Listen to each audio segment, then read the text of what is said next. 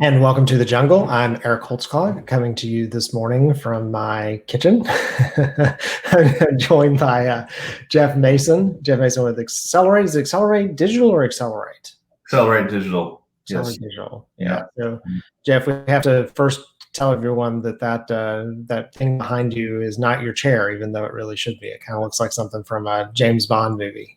It is a skim board I found on somebody's garbage, brand new. So I picked it up and I thought it was kind of cool. I put it in my office. So I like that optimism. We'll be skimboarding someday, right? I mean, I don't know if I'm a skim board, but it looked pretty cool. So I wasn't gonna. I was taking advantage of the opportunity, so I snagged it. Yeah, nice. So, tell us a little bit about yourself. So you are, based here in Atlanta and work with Excelerate. Yeah, based here in Atlanta, I work with Accelerate Digital Marketing for the last 2.5 years. I started out as a graphic designer many years ago. Been in the agency world for many years. Started out in college, landing an internship, and fell in love with the whole advertising marketing industry. Just it was so creative and it felt right for me. So I've been doing it for quite some time. And I was a business owner for about 6 years, had my own agency. Okay. And, but I have my background really is creative and design, but now I'm in new business development, which I absolutely love. So. Got it. Yeah. Well, then it's an interesting twist. It is. From the creative and design side into business development. That's often, it's almost using two sides of the brain. Well, yeah, when I had my own agency, I had to get my own clients. So right. that kicked in, and I actually really, really enjoy, talking to folks like yourself and the whole process of sales and business development. It's really enjoyable. Yeah, we had one company on last night. One of our guys who just started, he started with as an intern at the beginning of the year, and then has now become full time. And he did, I think we're calling it Liger TV last night, with a company that does sales consulting. So they help you figure out how to do sales. A lot of really good tips in that on how to bring the customer along. So with Accelerate, so what are the types of services that you guys provide? So we're really a full service agency. We have every tool in the toolbox when it comes to digital, from programmatic display, SEO, paid social, organic social. We have creative team in-house, SEM, pay-per-click. We have one of the things that we do really well is research. We invest about $1 million a year in our research capabilities, and that's offered free of charge to our clients. So if they want to know anything about their target audience or demographic, we can pull that for them. They can use that in their marketing program. It's something of value add that Accelerate offers their clients. The other thing we do really, really well is the reporting side of things, the analytics. We're always looking at your campaigns through a very careful lens and managing the campaign based on performance that we see, what creative is working, what ads are working. But Accelerate really has every tool in the toolbox when it comes to digital marketing. Yeah. Which is good right now, because a lot of people started off without any tools in the digital toolbox, right? Right. Yeah. So talk to me about that a little bit. The research piece is great. We have office hours every day. And one of our topics was market research. And often it's smaller companies, because I owned a research company prior to this, and we worked primarily with Fortune 500 and Global 2000 who understood research, could afford it, those types of things. Right. You get into some of the smaller, medium-sized companies, they may know they need to do it, but they have no idea how to get started. It becomes a huge expense. So that's a really nice value add that you guys do. It really is. And we have about 6 different options you can choose from. So it's really just based on your goals and objectives. So we really start with the basics. I mean, our media plans are structured on data research first anyway. Yeah. So, we'll share that with a client, like, hey, they might not have a clue, about their target audience and how their buying, habits are. And we find that out. We can also analyze any first party data they may have. It's called McClatchy Lift. Really, gets really granular into, how that first party data is being used.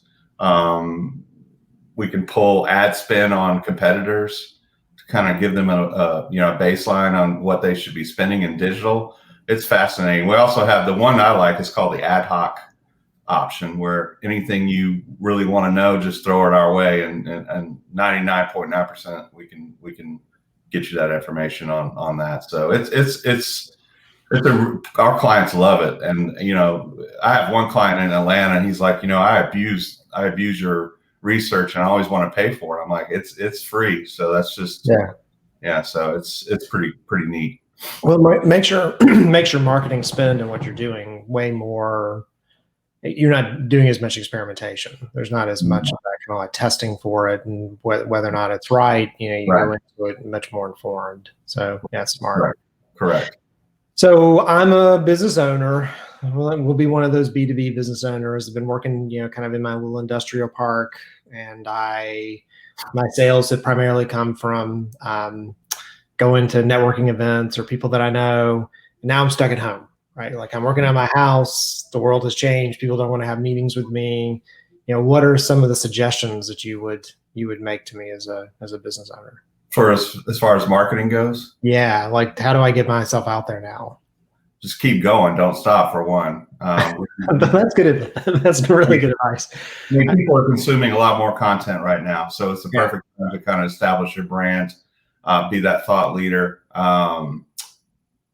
Just don't stop at this particular time. It's a great opportunity to get in front of things and set yourself up for success post COVID, if that makes sense. Right.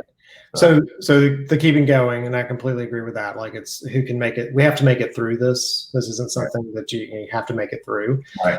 So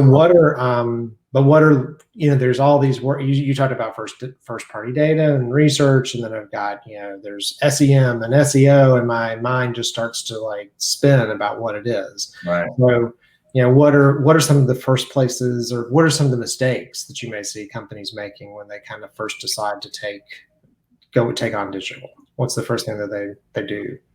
Well, I mean, a lot of companies, small ones, try to do it themselves, right? Yeah. And that's just, I find that impossible. Right. All the people we have on our team, from media strategists to reporting to creative, there's a lot of things that go into making a campaign successful, and you don't want to miss any of those steps, or you're just really literally throwing money out the window. People don't realize how complicated the process is, from start to finish. So we usually start with your goals and objectives, your target audience, what you're selling, some of your competitors. There's a list of questions we kind of ask you, and then we'll create a custom media plan based on what you want. What are your goals? Is it awareness? Is it engagement? Is it lead generation? It just depends on, what your goals and objectives are. So yeah, and that's a good point, because so much of digital is considered cheap or free. You're like, oh, well, I can post something on social media. Why do I need somebody to help me with that? Or I know how to do this piece or do that piece. And and we run into companies where there's no strategy, so they're doing all these kind of things, and they feel like maybe they're getting results, but they're not doing efficiently. Right. I would just say, hey, have us take a look at it.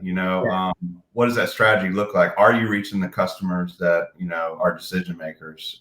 Is what you're doing really working? Are you getting new business from it?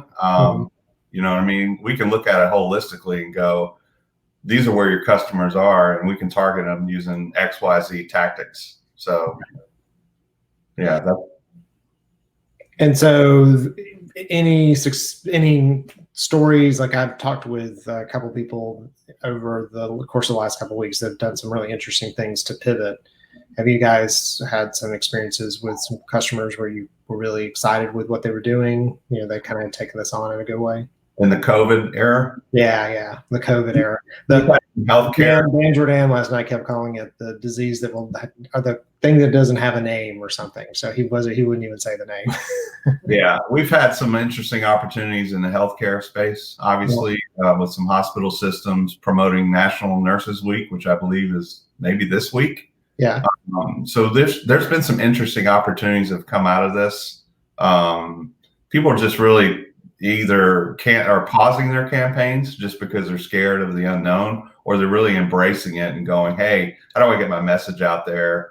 What should I say? What's the approach? So just, we're seeing a lot of different options, a lot of different questions. And we're pivoting ourselves, right? So we're offering clients certain discounts and specials to kind of keep them going, because we know how important it is to keep marketing right now in this time, because it is going to end pretty soon, and you don't want to be behind the 8 ball at that point. Right. Yeah. I talk about marketing being the last thing companies add, and often it's the last thing they add, and often it's the first thing they cut. It is. Yeah. And I got corrected. Somebody told me that's probably training, which is probably true.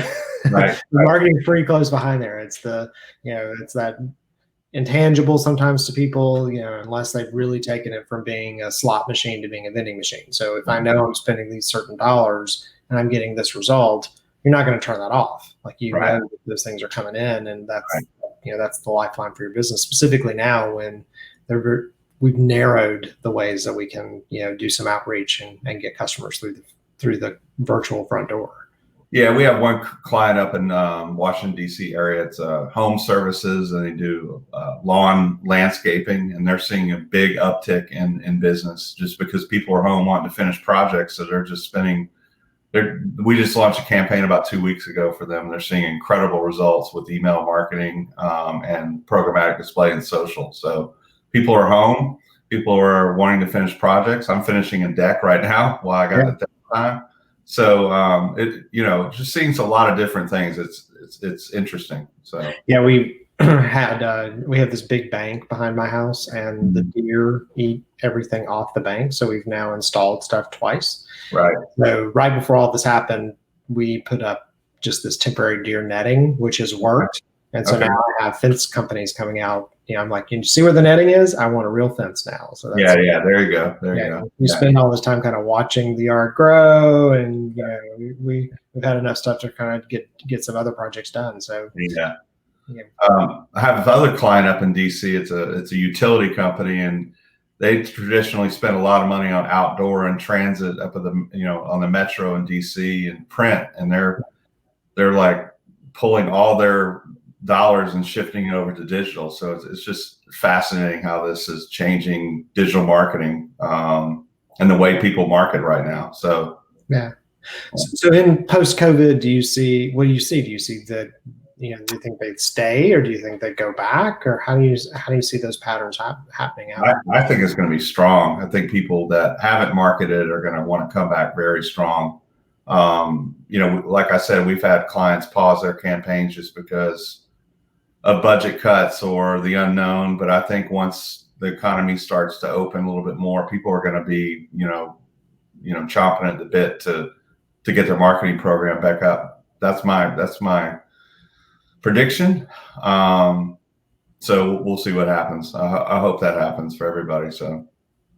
Yeah, talking about, so in preparation for that, so if knowing that, there is an end at some point and people, the economy comes back, and I want to start making sure my company's in a good position. And you talked about, the market research and those types of things. Like how long does it typically take for you to, get somebody from understanding what that scope looks like to then getting some results back? So I know, I'm trying to get a timeline, right? Like, because we have people who come to us all the time who want to market something that they're launching in a week, and we're like, it would have been nice if you had come to us a little bit sooner, right? Because a little bit more time. We get that all the time. Hey, can you launch in 3 days? I'm like, yeah, we can, but we can't do our due diligence. And can't guarantee the results. Right. So we typically, from start to finish, once a client comes on board, signs an agreement, we can get them up and running in 2 weeks. It gives us enough time to do a deep dive, do some marketing research, develop the plan, get the creative built, and get it launched. So it takes a while, but 2 weeks, is not a long time in the whole scheme of things. So to do it right, 2 weeks, and then we like to give a campaign a good month. That way, you have a good sample size to look at the metrics after that. Yeah. And then we can kind of start analyzing what's going on with the campaign, what's working, what's not, that type of thing. Yeah, marketing and those types of tactics are very rarely a quick fix, unless unless you just happen to hit it. Like, let's if you do the viral thing you didn't expect, or you have something kind of like just does and gives you that kind of. And we're seeing, buying patterns are down right now. So even if you are getting some activity, you may have to continue to sustain that until people feel more confident with their pocket making a purchase. So there's a big scam in place. I think people are going to be doing business differently afterwards. I'm seeing home builders doing virtual home buying right now, which is kind of an interesting tactic. I've done a lot of home building marketing in my time, and Pulte Homes is doing, you can buy a house virtually, which is interesting. So I think we don't know a lot, but I think the way people purchase products and services is going to change a little bit and be adapted because of this. People might like virtual versus the old way. So we'll see. It's interesting to see what's going to happen. Yeah, I'm very interested to see what happens with sort of the reopening of retail. Like, is this, malls have been on the downcline for a long time and replaced with things like more of these places that you go and hang out and have the restaurants and they're outdoor malls, right? Yeah, I know. That's what's going to happen with malls. They've been on the decline anyway, but so if this is the bringing those back, or if how that will happen with this. I did hear they were opening the malls soon in Atlanta. I think I read an article last night. So I think Simon still has like 39, and they were planning to open those back here in the next week or so, and trying to keep that kind of sustained. Yeah. Well, good. So for finding out information about your company, where do people go and look for it? Just visit excelerate.digital.com, or you can contact me directly. I can send you my email address, which is actually just jmason@excelerate.digital.com. Give you more information. We can take a deep dive and look into your business for no charge. We do SEO audits. We can look at your current PPC campaign, just kind of tell you what's going on, and just give you a look at what we see, what we recommend moving forward. So we just redid our website, so it's chock full of really good information. So I encourage you to visit our website. So very nice. And as soon as quarantine is over, we all expect to see you on the knee board that's behind you. So Instagram. I don't know where I'm going to knee board in Atlanta.